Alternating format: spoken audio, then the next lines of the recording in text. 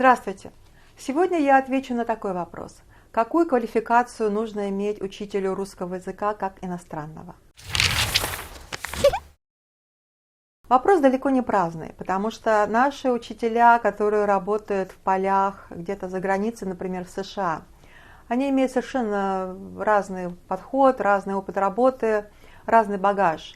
У некоторых это ученая степень, а у некоторых даже средней школы нет. И знание русского языка очень приблизительное. И меня часто спрашивают, как я к этому отношусь. И я начну с истории, которую я прочитала в книге. Книга написана венгерской переводчицей, которую зовут Ката Ломб.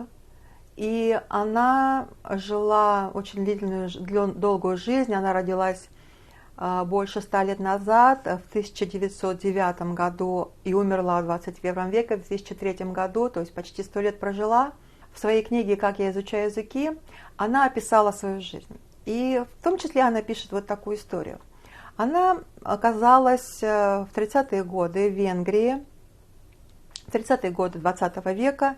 Она оказалась дипломом химика без работы. То есть невозможно было ничего найти. И она решила сама себе придумать профессию.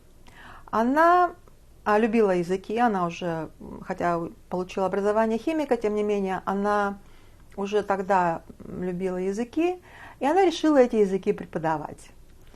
И латынь она знала не очень хорошо, французский, так я поняла, что преподавателей французского было на тот момент в Венгрии было больше, чем учеников на французский. Единственный беспроигрышный вариант это было преподавание английского, но вся проблема была в том, что она этот английский не знала на тот момент. Она взяла какой-то учебник и опережала своих учеников буквально на 2 урока. Она набрала учеников, стала их преподавать, и, в общем-то, вот только за счет энтузиазма и выросла.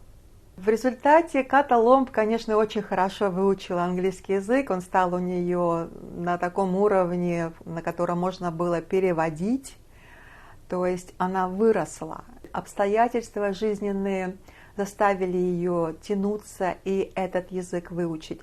Но началось все вот как я вам сейчас объяснила. С девочки, конечно, которая просто пошла на риск и стала преподавать язык, буквально опережая своих учеников на 2 урока из учебника. Ну и теперь ответ на вопрос, как я отношусь к таким рискованным занятиям, к таким преподавателям. Я отношусь нормально. Если человеку нечего есть, то, каждый выживает как может. Конечно, лучше, если преподаватель опережает своего ученика не на 2 урока, а на несколько лет теории и практики. Это гораздо лучше.